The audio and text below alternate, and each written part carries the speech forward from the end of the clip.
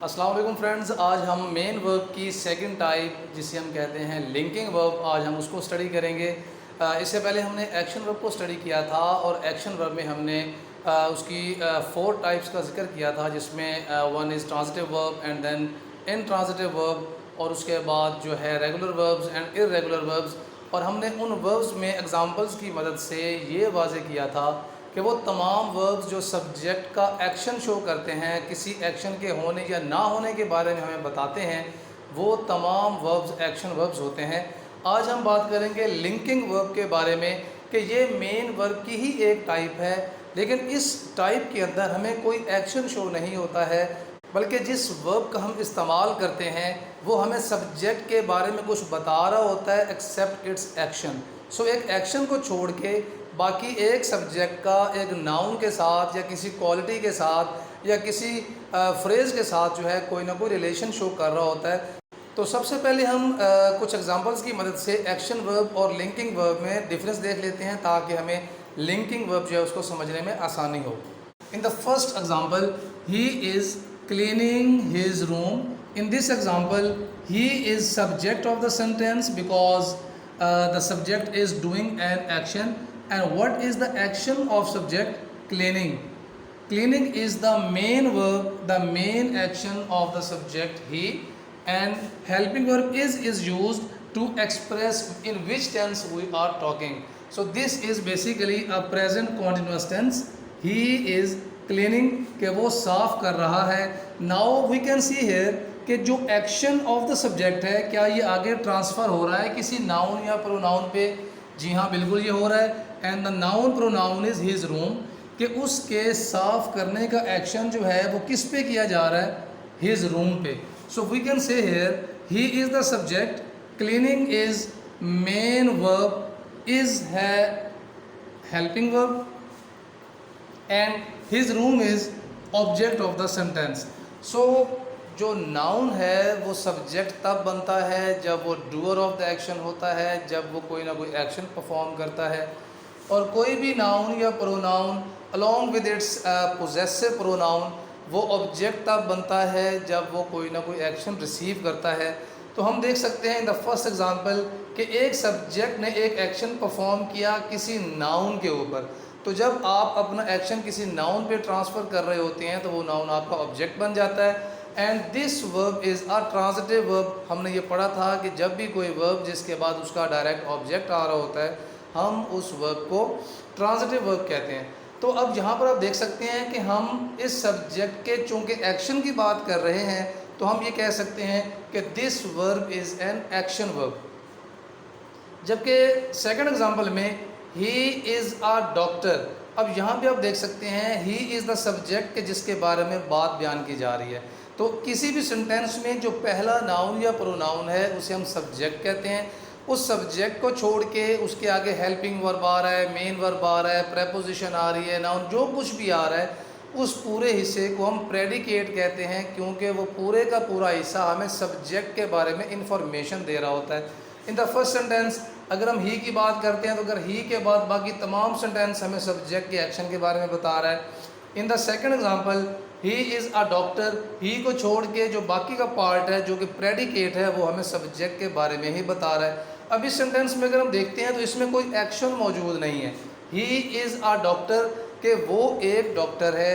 अब यहाँ पे जो इज़ है वो बतौर हेल्पिंग वर्ब के एक मेन वर्ब का किरदार अदा कर रहा है। हमने ये पढ़ा था अगर किसी सेंटेंस में एक ही वर्ब आ रहा होता है तो वही वर्ब मेन वर्ब होता है, लेकिन अगर दो वर्ब आ रहे होते हैं तो जो पहला वर्ब होता है वो हेल्पिंग वर्ब होता है और दूसरा वर्ब जो होता है वो मेन वर्ब होता है। तो इस सेंटेंस में आप देख सकते हैं ही इज़ द सब्जेक्ट, इज़ जो है वो आपके पास एक वर्ब है, अ डॉक्टर एक डॉक्टर।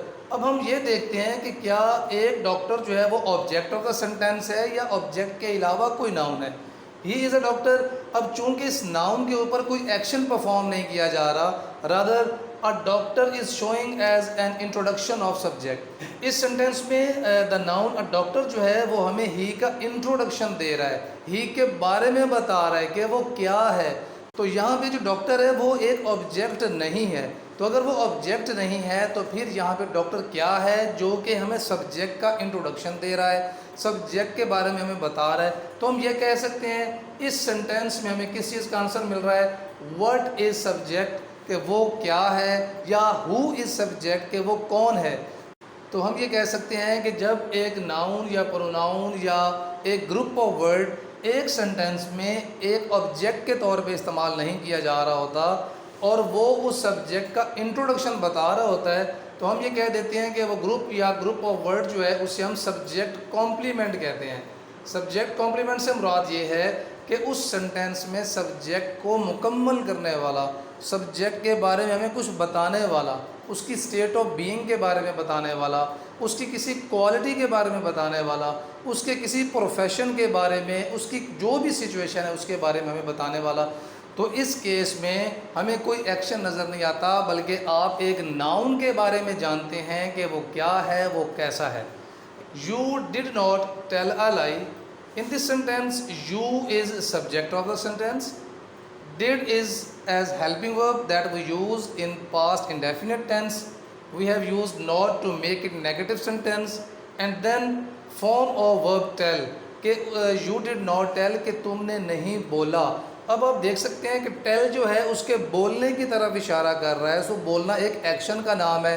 अब क्या ये एक्शन आगे ट्रांसफ़र किया जा रहा है? जी हाँ, ये आगे एक्शन ट्रांसफ़र किया जा रहा है एक स्टेटमेंट की तरफ, जिसे हम झूठ का नाम दे रहे हैं, अ लाई कि तुमने झूठ नहीं बोला। तो इस सेंटेंस में भी हमें एक एक्शन वर्ब नज़र आ रहा है जो कि सब्जेक्ट के एक्शन को जाहिर कर रहा है और ये एक्शन एक ऑब्जेक्ट की तरफ जा रहा है। So we can say this verb is a transitive verb having its direct object. You look tired. अब इस सेंटेंस में जो यू है वो आपका सब्जेक्ट है, लुक नज़र आना या दिखाई देना, this is main verb, and tired जो कि हम पास्ट पार्टिसिपल फॉर्म यूज़ कर रहे हैं या हम थर्ड फॉर्म यूज़ कर रहे हैं, क्योंकि हमने ये पढ़ा था कि पास्ट पार्टिसिपल फॉर्म जो है वो एक स्टेट को बताने के लिए, एक एट्रीब्यूट को, एक क्वालिटी को, एक एडजेक्टिव को शो करने के लिए भी यूज़ की जाती है। So this is we can say a verbal adjective. अब हम ये देखते हैं कि जो ये वाला वर्ब है, क्या ये हमें यू के किसी एक्शन के बारे में बता रहा है या उसकी स्टेट ऑफ बीइंग के बारे में बता रहा है। You look tired. अब टायर्ड जो है, क्योंकि ये क्वालिटी है, किसकी क्वालिटी है? यू की, सब्जेक्ट की, कि वो कैसा नज़र आ रहा है, कैसा दिखाई दे रहा है, वो थका हुआ नज़र आ रहा है, टायर्ड, थका हुआ। अब यहाँ पे जो वर्ब है, क्या ये यू के एक्शन को शो कर रहा है? नहीं, ये उसके एक्शन को शो नहीं कर रहा। मतलब कि यू बजाते खुद कोई एक्शन परफॉर्म करता हुआ नज़र नहीं आ रहा, बल्कि उसकी एक कंडीशन, क्या एक्सप्रेशन हमें मिल रहा है कि वो कैसा नज़र आ रहा है, उसकी हालत कैसी है। सो यहाँ पे एक मेन वर्ब यूज़ हुआ है जो कि यू की स्टेट ऑफ बीइंग के बारे में बता रहा है, ना कि उसके एक्शन के बारे में। सो इस तरह के जो सेंटेंसेस होते हैं जिनमें हमें एक सब्जेक्ट का एक्शन नज़र नहीं आता, बल्कि उसकी स्टेट ऑफ बीइंग के बारे में बताया जा रहा होता है, उसकी किसी प्रोफेशन के बारे में बताया जा रहा होता है, वो कैसा है या वो कौन है, हमें इन क्वेश्चंस के आंसर मिल रहे होते हैं। उन तमाम सेंटेंसेस में जो वर्ब इस्तेमाल होते हैं वो एक्शन को डिमॉन्स्ट्रेट नहीं करते, बल्कि वो एक लिंकिंग वर्ब के तौर पे यूज़ किए जाते हैं। सो जितने भी ऐसे सेंटेंसेस जिनमें हम लिंकिंग वर्ब्स का इस्तेमाल करते हैं, उनमें हमें इन 3 क्वेश्चंस का आंसर मिलता है। व्हाट इज़ सब्जेक्ट, के सब्जेक्ट क्या है, उसका इंट्रोडक्शन या आगे आने वाला जो नाउन या ग्रुप ऑफ वर्ड है वो आपको बताता है कि सब्जेक्ट क्या है। हु इज़ सब्जेक्ट, के सब्जेक्ट कौन है, एंड हाउ इज़ सब्जेक्ट, कि वो सब्जेक्ट जो है वो कैसा है, उसकी कोई क्वालिटी, कलर वगैरह का जो जिक्र हम उसमें करते हैं। सो इन सेंटेंसेस में हमें इस बात का वाज़े पता चल रहा है कि जब एक वर्ब एक एक्शन परफॉर्म नहीं कर रहा होता तो वो सब्जेक्ट के बारे में बता रहा होता है, उस वर्ब को हम लिंकिंग वर्ब कहते हैं। और जब कोई वर्ब एक सब्जेक्ट का एक्शन शो करेगा किसी भी टेंस में, वो तमाम वर्ब्स जो हैं वो एक्शन वर्ब्स होंगे। अब हम लिंकिंग वर्ब को डिफ़ाइन करते हैं और कुछ एग्जांपल्स की मदद से इसमें इस्तेमाल होने वाले डिफरेंट एक्सप्रेशंस को भी डिफ़ाइन करेंगे। When we define linking verb is a type of main verb. As we all know that linking verb is second type of main verb and it joins the subject to its subject complement. हमने पहले examples में भी यही देखा कि एक subject का introduction बयान किया जा रहा है। इट मीन्स कि एक सब्जेक्ट को जो कि नाउन है उसको जोड़ा जा रहा है किसी और नाउन के साथ, या उसकी किसी क्वालिटी के साथ, तो उसको जोड़ा कैसे जा रहा है एक वर्ब की मदद से, और वो वर्ब जो है वो लिंकिंग वर्ब का किरदार अदा कर रहा है, वो वर्ब एक्शन वर्ब नहीं है। तो हम ये कह सकते हैं कि वो वर्ब जो कि एक सब्जेक्ट को उसके सब्जेक्ट कॉम्प्लीमेंट से ज्वाइन करता है, लिंक करता है, उस वर्ब को हम लिंकिंग वर्ब कहते हैं। अब उसके बाद बात आ जाती है कि एक सब्जेक्ट कॉम्प्लीमेंट क्या होता है, हम इसको डिफ़ाइन करते हैं। पहले कुछ एग्जांपल्स को रीड कर लेते हैं। In the first example here the first noun और प्रोनाउन जो कि जिसके बारे में वो सेंटेंस लिखा जा रहा है, that is subject of the sentence, and then we are having a verb. अब क्या एन के बाद कोई एक्शन आ रहा है? यहाँ पर कोई एक्शन मौजूद नहीं है, एक्सेप्ट यहाँ पर एक नाउन का जिक्र किया जा रहा है, अ टीचर। अब एक टीचर का आई के साथ क्या ताल्लुक़ है, उसके लिए हमने वर्ब का इस्तेमाल किया एम का, और एम ने ज्वाइन कर दिया एक नाउन को दूसरे नाउन के साथ। अब वो नाउन या वो ग्रुप ऑफ वर्ड जो लिंकिंग वर्ब के बाद में आ रहा है और सब्जेक्ट के बारे में बता रहा है कि सब्जेक्ट क्या है, या सब्जेक्ट किस प्रोफेशन से बिलोंग करता है, या वो सब्जेक्ट जो है उसकी स्टेट ऑफ बीइंग क्या है, उन तमाम नाउन्स को, ग्रुप ऑफ वर्ड्स को हम लोग सब्जेक्ट कॉम्प्लीमेंट कहते हैं।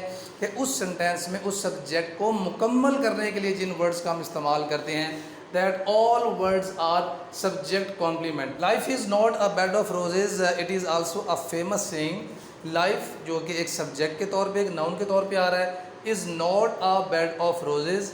Hair life is a subject, is a verb, not जो कि हम नेगेटिव सेंस क्रिएट करने के लिए नॉट का इस्तेमाल करते हैं, a bed of roses. So this is not a single word, this is a group of word and this is called as noun phrase. अब नाउन फ्रेज क्या होती है?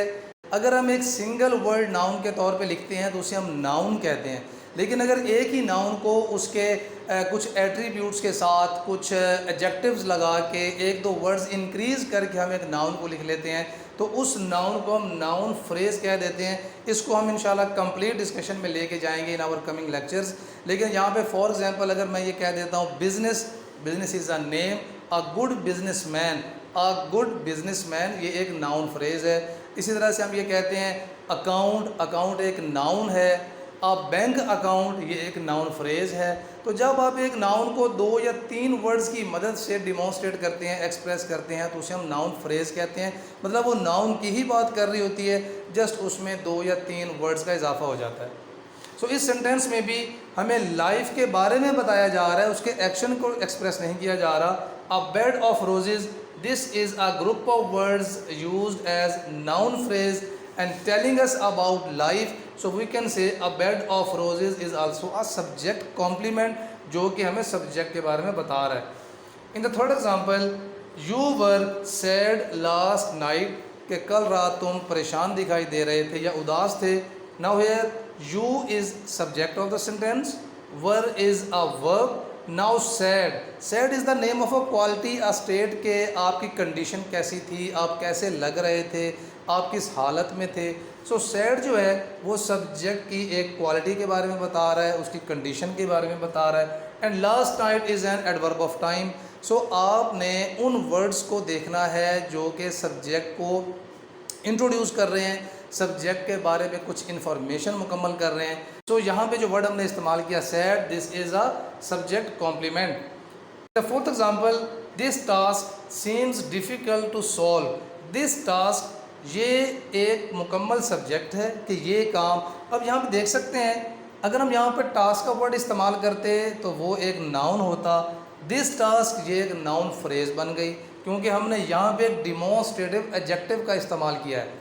अब यहाँ पे आप देख सकते हैं दिस टास्क सीम्स, कि वो नज़र आता है, दिखाई देता है।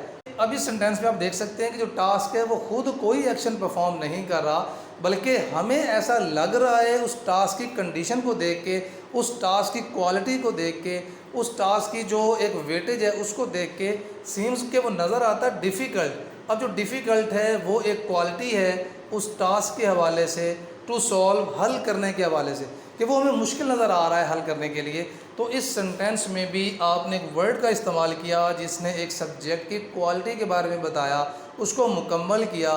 तो इन तमाम वर्ड्स को जो कि लिंकिंग वर्ब्स के बाद में आते हैं उनको हम लोग कहते हैं सब्जेक्ट कॉम्प्लीमेंट, कि उस सब्जेक्ट को मुकम्मल करने वाले, उसके बारे में बताने वाले।